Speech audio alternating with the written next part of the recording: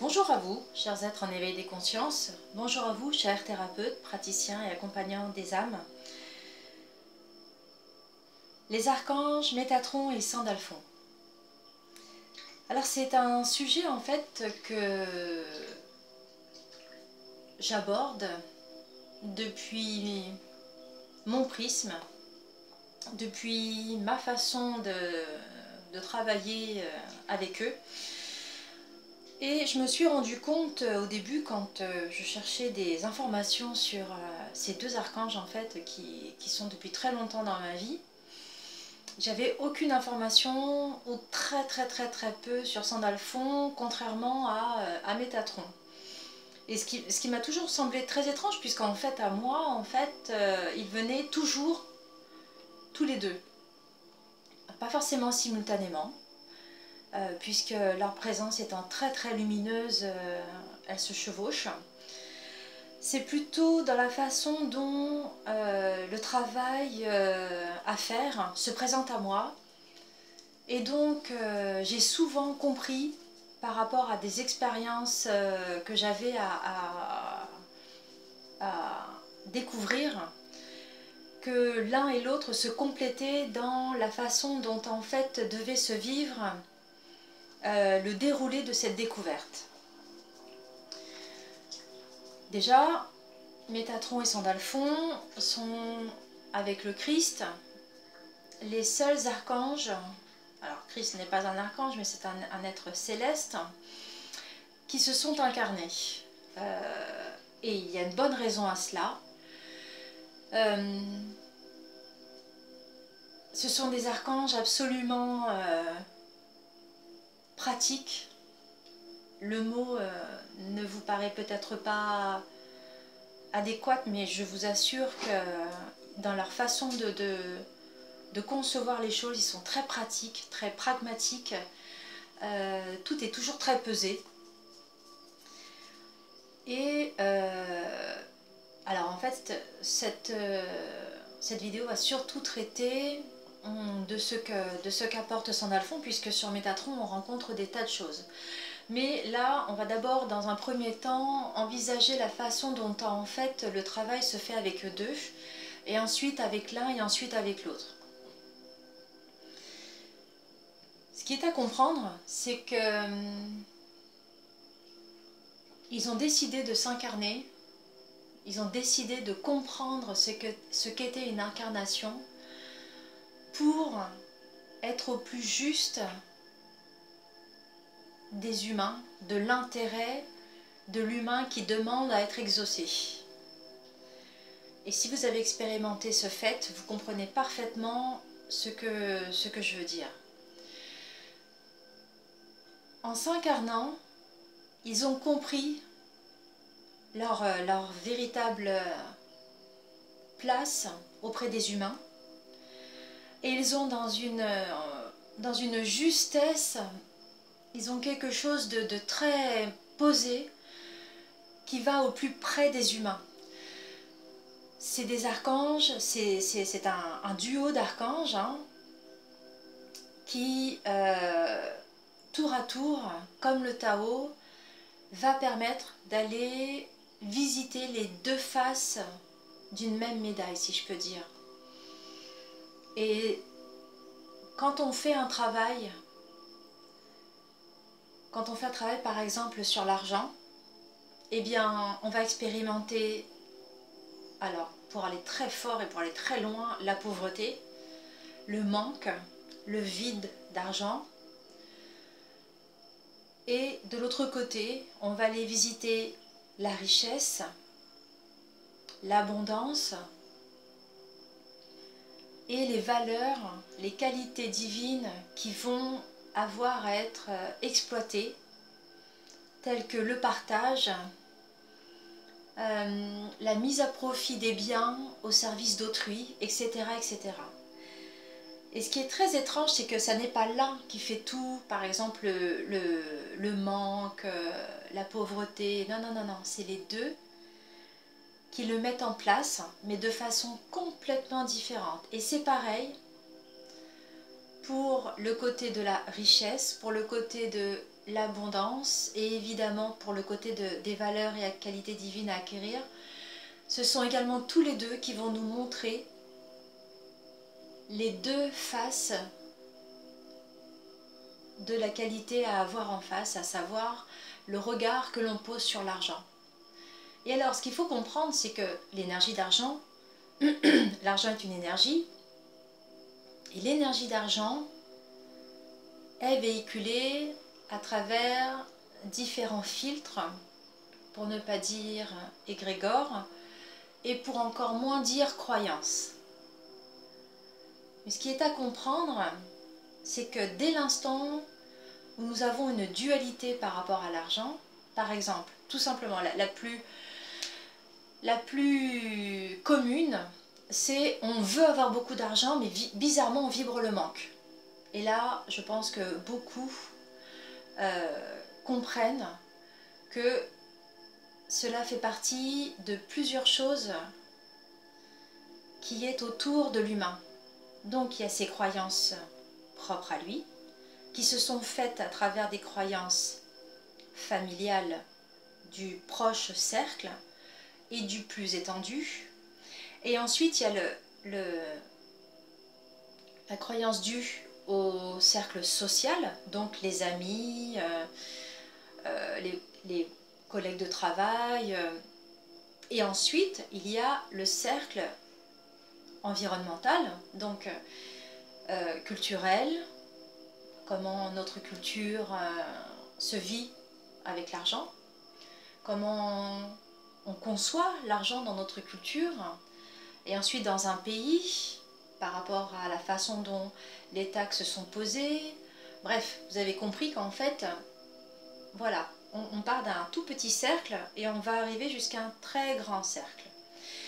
Eh bien, ce qu'il faut comprendre, c'est que et l'un et l'autre vont nous montrer notre place et sur Terre, donc la façon dont on va le vivre dans la densité. Et ça, Sandalphon va nous l'amener beaucoup, parce qu'il est vraiment le garant de l'homme qui a voulu s'incarner. Donc il protège déjà la densité de l'homme, avec un grand H, donc de l'humain, vous l'avez compris.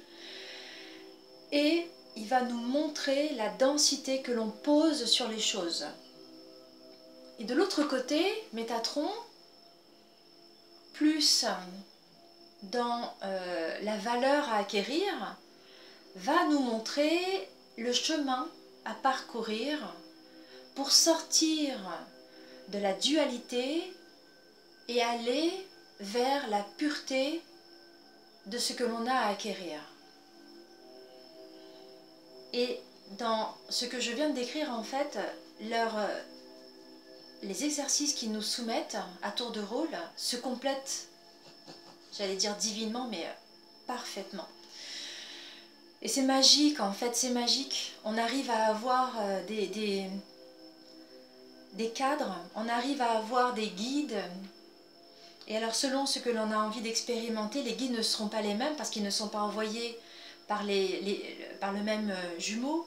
Si ce sont des guides envoyés par Sandalphon, ça va être des guides de la Terre, les élémentaux, les élémentaires, les déesses, les dieux, les dévas, les dragons de terre aussi des fois. Ça dépend le travail qu'on a à faire, ça dépend la reliance qu'on a à faire, ça dépend de tellement de choses, enfin c'est extraordinaire. Et si c'est à Métatron de nous montrer l'exercice qui va avoir à mettre en exergue la qualité à acquérir, on va avoir donc tous les petits guides célestes, on va avoir donc les défunts qui vont être monopolisés, si je peux dire, ou sollicités. On va avoir aussi les premiers anges, on va voir aussi les anges gardiens. Bref, et dans ce travail, en fait, ce qu'il faut comprendre, c'est que dans cet invisible, tout le monde s'entend, tout le monde se concerte, tout le monde se met à l'œuvre pour l'intérêt des humains. Et ça, c'est vraiment important.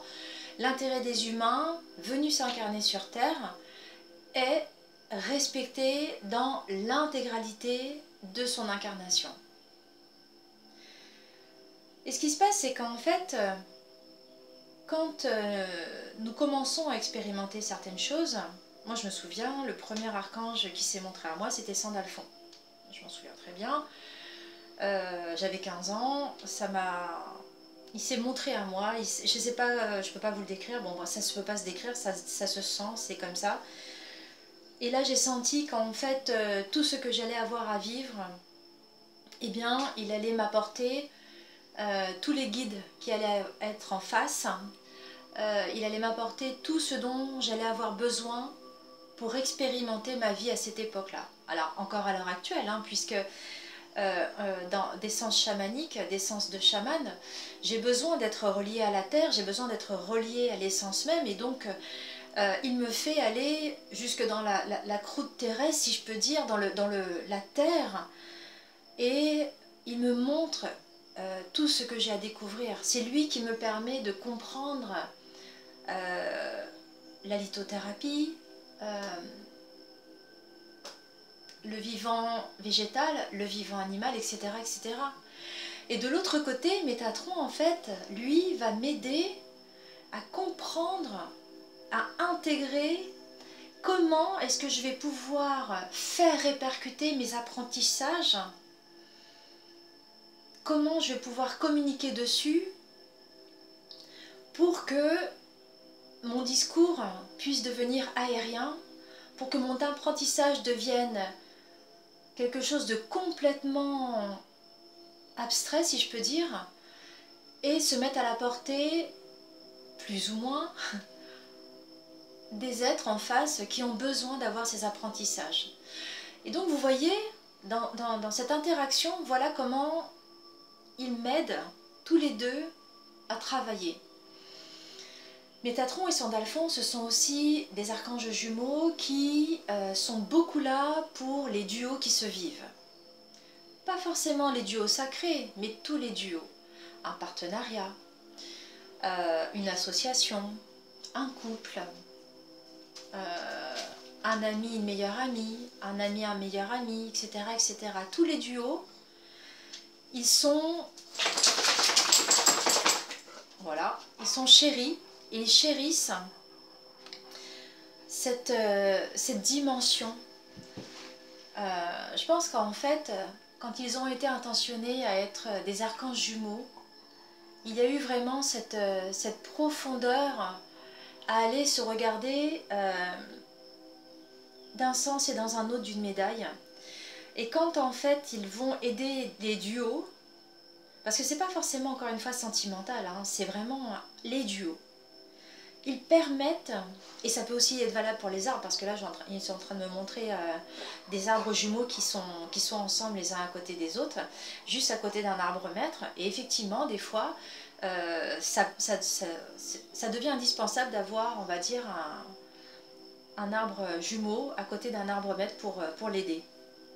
Enfin bref, tout ça pour dire, les duos sont importants puisqu'en fait ils vont révéler les deux côtés d'une entreprise, entre guillemets, qu'elle soit de l'ordre d'une société, que cette entreprise soit de l'ordre de se faire accéder à des plans supérieurs d'un amour-amitié, que ce soit sentimental, donc pour décloisonner des fausses croyances ou des choses en fait qui polluent l'aura de la personne et qui l'empêchent d'être dans ce bienfait du duo, sentimentalement, etc., etc. Et ils travaillent toujours de concert, vraiment. Leur puissance lumineuse, étant l'un sur terre et l'autre dans les terres, nous permet, à nous, humains, qui avons des qualités à obtenir, à comprendre d'où l'on part pour aller là où on doit aller.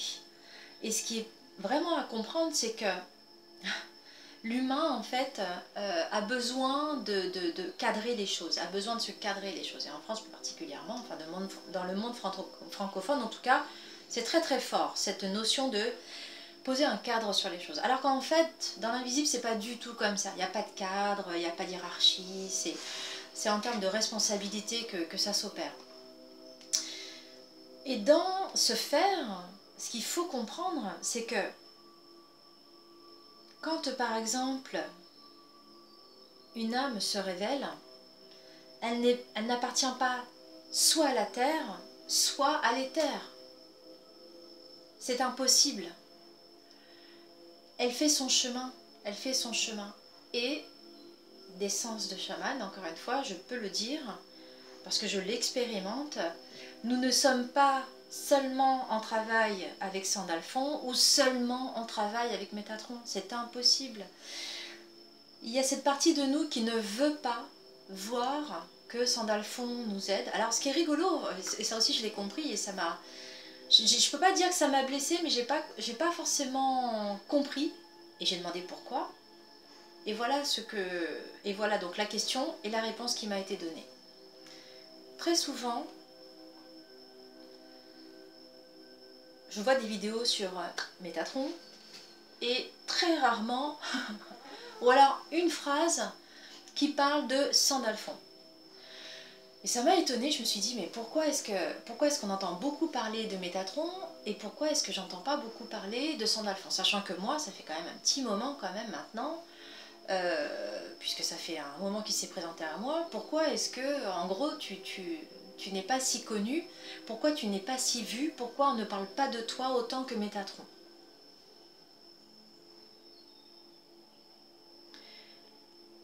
Ce qui s'est passé, c'est qu'en fait, j'ai eu toutes les expérimentations pour comprendre pourquoi Sandalphon était redouté. Il fait peur en fait, il fait peur cet archange parce qu'en fait, on le craint par les expériences qu'il amène. Et vous savez, c'est comme le truc qu'on dit, faut pas en parler sinon ça va arriver. Eh bien, concernant Sandalphon, c'est exactement la façon dont les humains perçoivent sa présence. On va pas l'invoquer parce que sinon on sait pas ce qu'on va vivre avec lui, ça va être terrible. Bah, ça peut pas être plus terrible que ce qu'on vit déjà en fait. Il faut se mettre dans la place de l'invisible, il faut se mettre dans la place des archanges. Tout n'est qu'amour en fait. La façon dont nous avons expérimenté les choses, c'est pas un archange qui va faire en sorte que il va nous envoyer un truc dessus ou un autre qui va faire oh il va nous délivrer. Non, donc en fait ça déjà c'est un point de vue purement puéril, il faut vraiment le dire, et purement humain qui veut mettre les choses dans un cadre. Non, non, non, non. Sandalphon, il est pragmatique, mais pas comme Métatron. Sandalphon, en fait, il va vous donner, il va vous faire voir clair, en fait. Voilà, quand vous sortez d'un déni, que vous voulez voir les choses clairement, il va vous le faire voir. Dans ce que vous vivez, il va vous le montrer. Dans ce que vous ne voulez pas voir, il va aussi vous le montrer. Vous voulez voir, vous voulez pas le voir, c'est vous que ça regarde. Mais il va vous le mettre devant. Voilà. Il va vous faire en sorte que les expériences sont juste en face de ce que vous vibrez. Voilà. La façon dont Métatron, lui, est pragmatique, c'est Coco, tant que t'es pas prêt, va pas chercher, tu vas pas l'avoir. Voilà. Tu as déjà des paliers à passer, donc tant que t'as pas passé tes paliers, mon petit gars, tu vas pas l'avoir, ce que tu cherches. Donc, vous voyez, c'est pas la même chose en fait. Mais ils sont tous les deux pragmatiques. Et dans le sens pratique, je viens de le décrire pour Sandalphon, qui nous met vraiment les expériences en face de ce que nous vibrons. Et parce qu'en fait, ce qui s'est passé, c'est qu'auparavant, on a dit ouais, je voudrais ceci. Voilà, par exemple, par rapport à l'argent, je voudrais tant d'argent. Ouais, sauf que là, bah, Sandalphon va faire d'accord, ok, bah t'en es où avec ta. T'en es où avec ta croyance par rapport à l'argent? Et Métatron, lui, dans le sens pratique, il va faire bah Coco, je veux bien que tu aies beaucoup d'argent, sauf que si tu veux pas te lever le matin, si tu dépenses ton argent en paraître, bah évidemment, tu vas en manquer de l'argent à un moment donné. Voilà. Et pourquoi tu demandes de l'argent? Est-ce que c'est pour ton intérêt? Est-ce que c'est pour le service à autrui? Est-ce que c'est pour faire du bien à la planète? Etc. etc. Donc vous voyez, en fait, ce qu'il faut comprendre, c'est qu'il n'y en a pas un qui est là pour vous mettre la tête dans le sable, et l'autre qui est là pour vous dire « Oh, pauvre Coco, il t'a mis la tête dans le sable ». Non, ça n'a rien à voir. Encore une fois, c'est une vision très puérile des archanges et du travail qu'ils font avec nous. Donc ce qui est à comprendre, c'est qu'en fait, le travail que l'on opère avec Métatron et Sandalphon est intimement imbriqué. d'avoir ce désir d'être dans une réalité. Il faut comprendre que les deux vont nous aider. Alors évidemment, si on est plus dans la communication au vivant, si on est plus attiré par le monde de la lithothérapie, si on est plus attiré par le végétal ou les animaux, évidemment, alors plus pour le minéral et le végétal que l'animal, qui est pour les deux là, mais pour les deux premiers, c'est Sandalphon qui va être très très très présent, qui va nous orienter, qui va plutôt orienter les guides de la Terre à venir se manifester à nous pour que l'on puisse travailler avec eux. Ça c'est Sandalphon, beaucoup qui le fait. Voilà, puisque c'est lui le régisseur de la Terre, c'est lui qui va aller justement nous montrer cette richesse de ce pouvoir de la Terre auquel les chamans croient, hein, parce que vraiment on touche du doigt cette magie que nous donne la Terre, que nous donne cette imbrication de tous les règnes ensemble.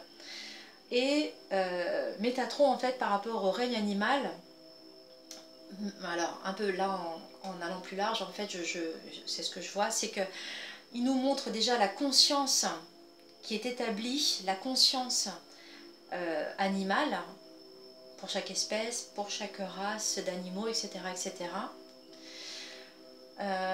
Alors également maintenant les consciences, que ce soit minérale ou végétale, dans un ensemble, ça c'est Métatron. Et ce qu'en fait là je vois, c'est que également la connexion au crâne de cristal quand ils sont d'ordre extraterrestre, là c'est Métatron qui intervient pour faire descendre la communication à ces esprits spécifiquement. Ou d'autres formes d'autres formes minérales dans lesquelles en fait des consciences extraterrestres viennent se déposer pour être en communion avec les humains. Donc ça c'est plutôt Métatron. Mais en règle générale, dès l'instant où on est dans le potager, dès l'instant où on a la main dans la terre, ou la main où on a envie de toucher un arbre, là c'est plutôt Sandalphon qui va venir nous aider à vraiment communier avec la nature. Donc à vous, chers êtres en éveil des consciences, chers thérapeutes, praticiens, accompagnants, j'espère que vous allez pouvoir aller à la découverte et de Sandalphon et de Métatron, qui sont pour moi absolument identiques dans la façon dont ils vivent avec moi. Il n'y a pas de préférence. C'est seulement, encore une fois, une question de la façon dont j'ai envie de travailler qu'ils se manifestent à moi. Et j'espère vous avoir donné le goût de cette découverte que je vis avec eux au quotidien. À tous, une belle découverte. À bientôt.